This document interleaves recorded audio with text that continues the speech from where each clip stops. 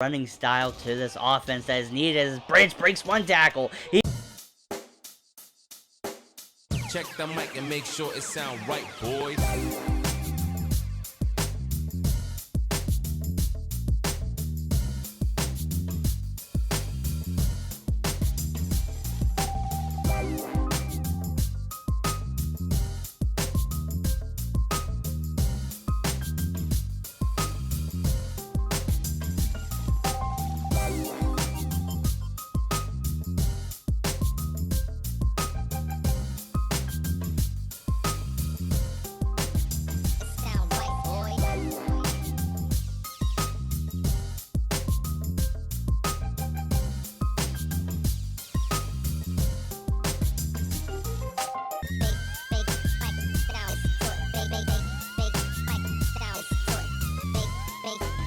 It sound right, boy. Welcome to the playoffs in the FFL here on All Pro Football 2K8 franchise. Now here we're going to start off with the power ranking here to update real quick. Cavaliers still number 3, and this week in the first part of the playoffs we're going to be facing the Guardians, and let's see if we can get past them and go on to the next round. But the Guardians have been pretty good this season, honestly. Neve Watts is as elite as ever. They have a lot of speed on offense and defense.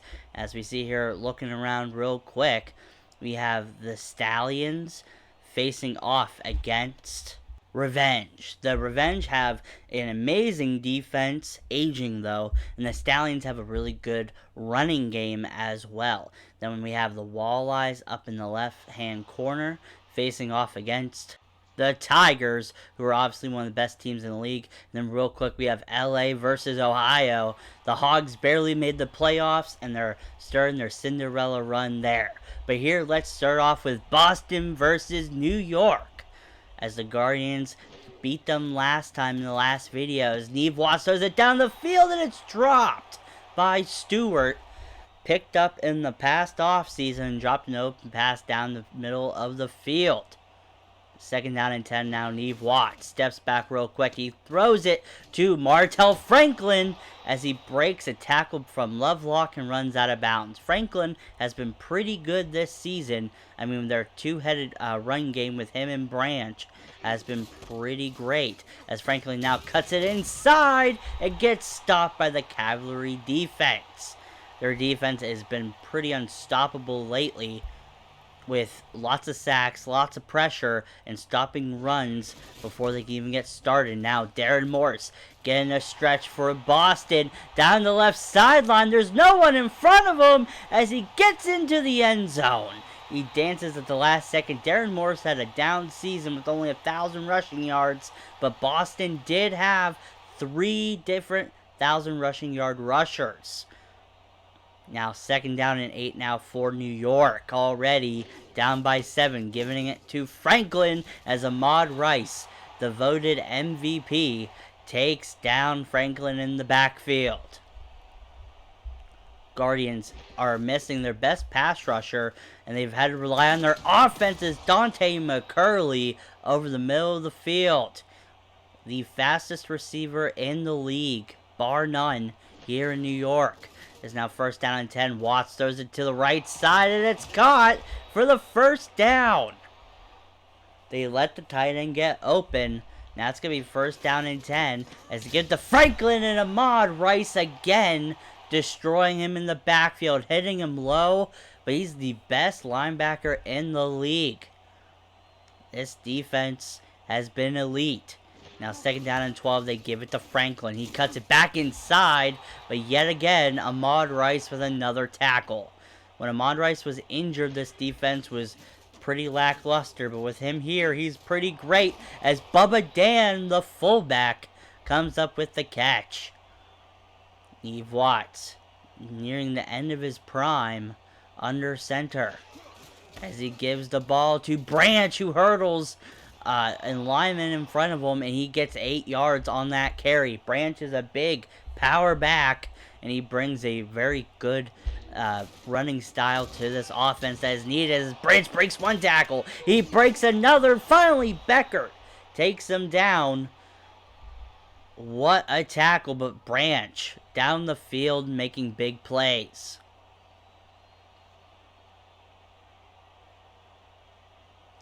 First and goal. He gives the ball to Branch again, and that's a touchdown for Dominic Branch in New York. As the game is tied here, nearing the end of the first, can the Boston offense score again? They had one play and they scored.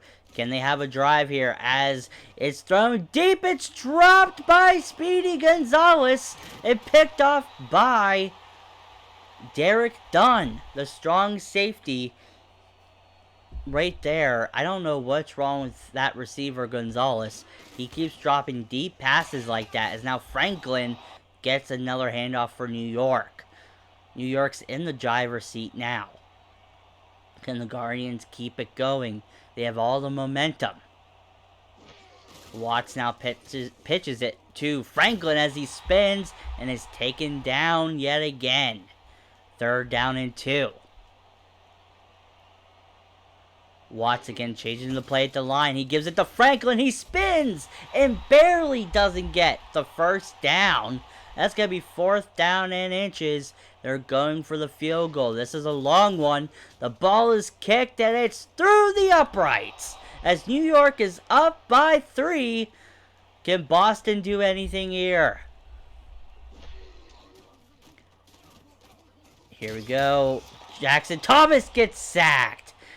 Neblet right there getting good pressure off that right side, which is a weakness for this offensive line. 2nd down and 18. Jackson Thomas over the middle to Angel Lopez. One of the most underrated receivers in the league. I mean, he gets wide open on these crossing routes every play. 1st down and 10 now. Thomas running away from pressure and sees Beckham the third open, and he gets hit out of bounds. But perfect route right there by Beckham. We're going to fast forward here to the end of the drive as Jackson Thomas runs for the touchdown. The whole drive was just run plays to Reed Weathers and Darren Morris for gains of 3. That's why we showed the end of that drive. 1st down and 10 now. Neve Watts in New York. Gives it to Martell Franklin, and Johnson comes up from behind. Johnson's been quiet this game, but right there he makes a big tackle for almost a loss. Watts here now, changing the play at the line again. He sits in the pocket. There's pressure, and he overthrows the receiver. It was intended for Stewart and almost intercepted. They held Boston down last week, as now it's 3rd down and 8. As here we go, another big sack for Julian Johnson.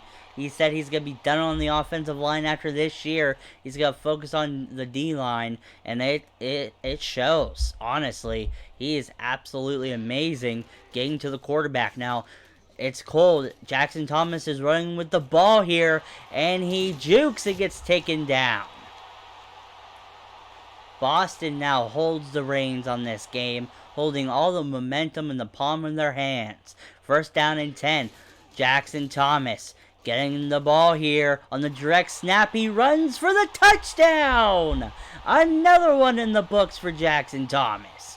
He may not be the best, reader of defenses, but man, is he athletic. Probably the most athletic quarterback in the league. And now, again, Neve Watts throws it quickly to Merchant on that left side with only 1:10 to go.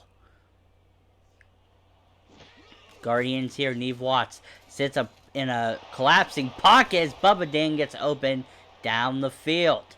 I'm going to call another no huddle here.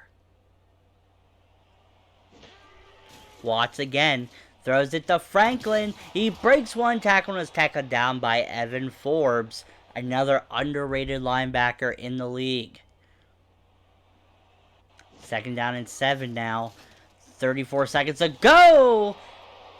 Right there, Beckert Bradshaw just dropped a good interception and just knocked the ball down.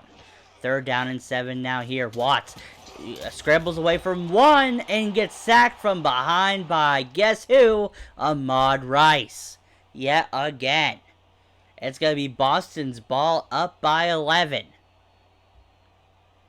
If they score again, this game may be out of reach after halftime.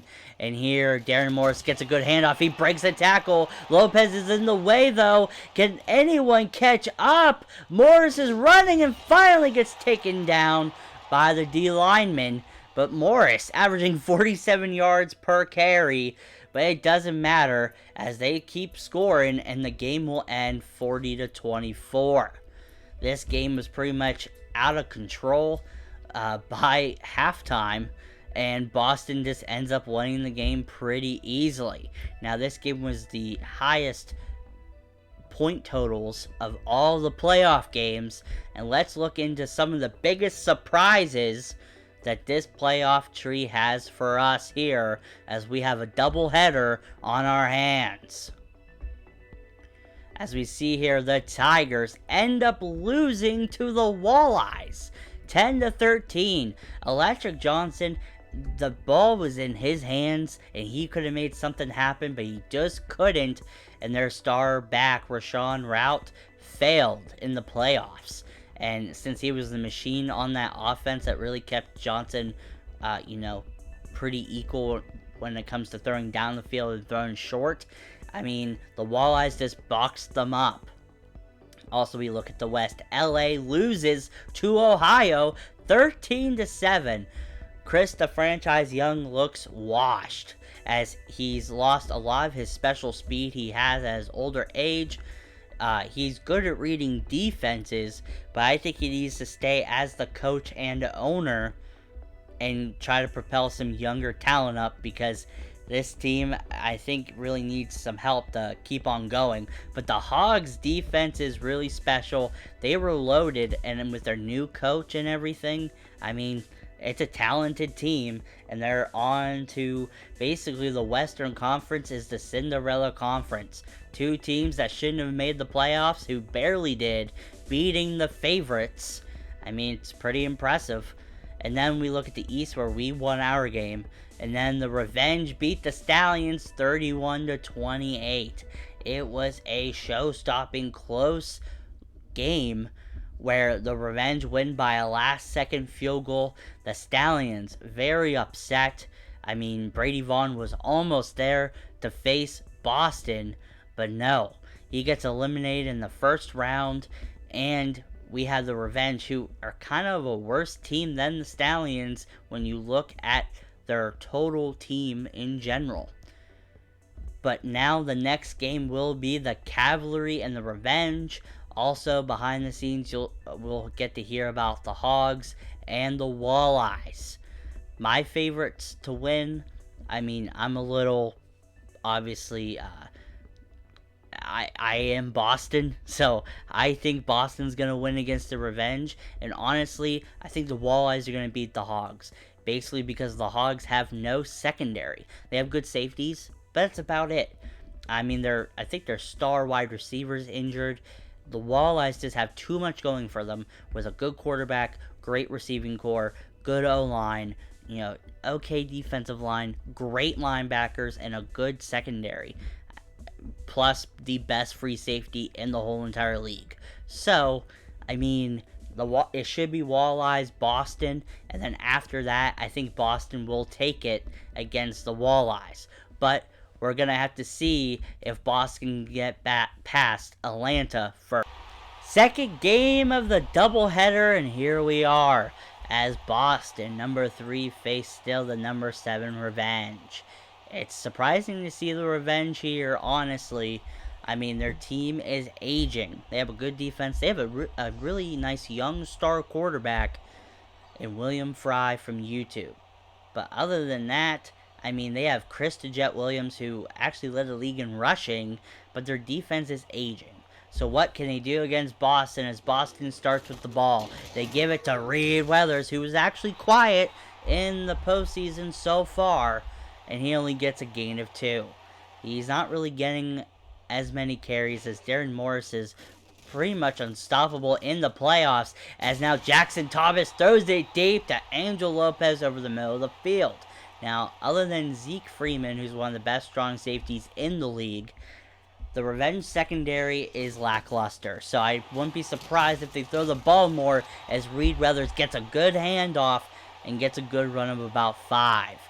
I mean, Reed Weathers is a straight-up bowling ball. He almost ran for 3,000 yards. I think it was 2,500 yards a couple years ago. And now at fullback, he's really found a really good spot here in Boston.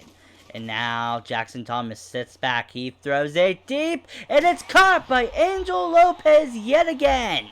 He gets open near that sideline. He uses his height, his speed, and especially his jumping in range to get these big spots. As now another direct snap for Jackson Thomas.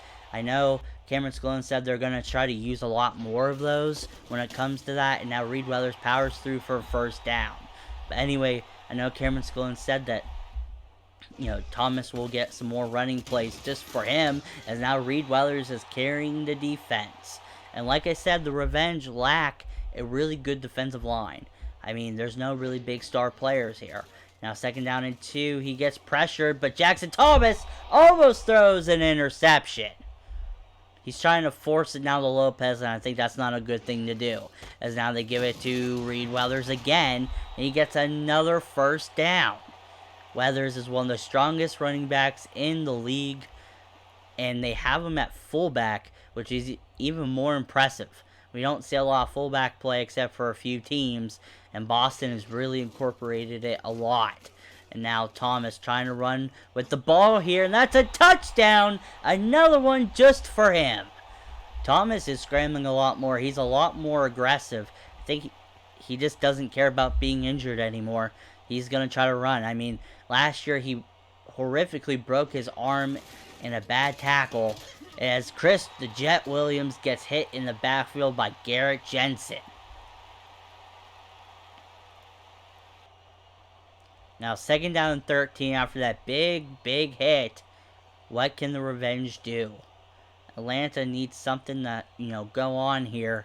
Try to get an edge on Boston as they give it to the Jet again. He gets tackled for a loss. I mean, he is the fastest running back in the league when you look just at, some of the advanced stats for him. As now Fry gets pressured and gets almost sacked at the last second, but was able to get that ball off. And it's going to be Boston's ball. 1st and 10 for Boston now, as Thomas is under center. They like to run here, but no, it's a play action, and Jackson Thomas trying to find someone open. He throws it short to Reed Weathers, and he gets tackled for a gain of 8. Good play action on Jackson Thomas there. I know they tend to like to run the ball on 1st down, so that's a good play there. And now they give it to Reed Weathers again, who gets a big gash up the middle of the field for another first. I mean, this offensive line is amazing at run blocking. 1st down and 10 now. As Jackson Thomas scrambling, he breaks one sack, he sits, he throws it deep, and it's intercepted by Zeke Freeman. The best strong safety in the league. I mean, he said he's going to retire after this year, no matter if the Revenge win a championship or not. It does not matter. 1st down and 10 now. They throw the ball, and it's dropped. Fry is very upset about that one. I mean, he has a big arm for such a young quarterback. He kind of faltered in Las Vegas, but here in Atlanta, he's really found a home. As now Fry sits in the pocket and gets sacked yet again by Julian Johnson. He is a right tackle's worst nightmare. Now it's 1st down and 10 for Boston again, as now Jackson Thomas scrambling. He throws on the run. It's for Angel Lopez as he catches the ball in traffic. Lopez's range is pretty impressive. I mean, his one issue is he tends to drop the ball a lot, and he really does need to fix that. Now, 2nd down and 2. Reed Weathers running up through the middle, gashing the defense yet again. I mean, I keep saying the same thing. I mean, Weathers is just so impressive running up the middle, as now Lopez gets decleated by Zeke Freeman, but it does not matter. The big oversized receiver makes another big catch over the middle. First and goal now. Thomas gets pressured on the screen, and he could not throw the ball in time. It's going to be second down and goal. There's one person to look out for. When we faced a revenge before, Noah Pilgrim pretty much absolutely obliterated our right tackle, but so far he's been kept under wraps as another big touchdown, this time for Xavier Speedy Gonzalez. One of the best slot receivers in the league. I mean, he dropped a big catch last week, but still, another touchdown for him. As now, we're going to fast forward to Boston getting the ball again as Darren Morris gets a big play on a screen. I mean, it's perfect. You know, they waited a perfect amount of time. Blocking was a little off, but thankfully Darren Morris is one of the best backs in the league. Now they give a counter play to Morris out of the shotgun. He gets a gain of 1. Second down and 9 now. The game is starting to get out of reach already, nearing halftime as Darren Morris pulls away from the defense for another touchdown. Darren Morris again. Oh my goodness. Again, they're going to be up by 20 points after the extra point is kicked. I don't see how Atlanta is going to be coming back. Let's see this again as Morris evades one tackle and then pulls away from the defense. I thought he was probably saving it for the postseason, but wow, what a postseason for him as Boston ends up winning 27-10, as now we look at the rest of the tree as Hogs beat Walleyes 23-14, and it wasn't even close. I was wrong. The Hogs end up coming up 23-0, and in garbage time the Walleyes got 2 touchdowns up.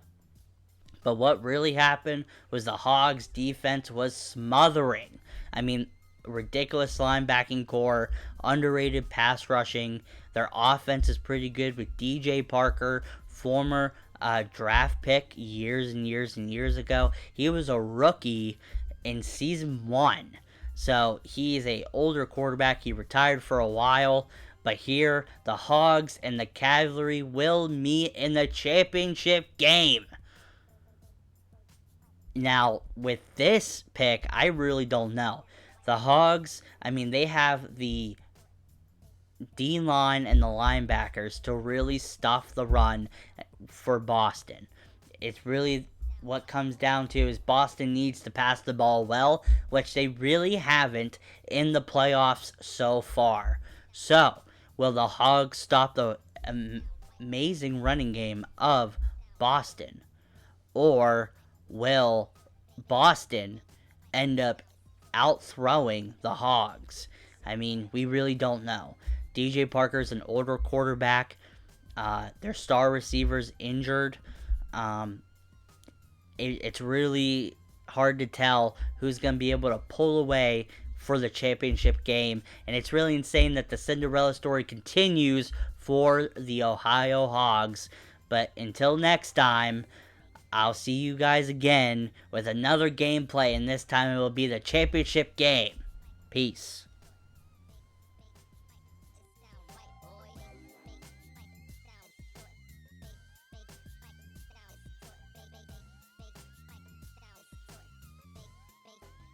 It sound right, boy.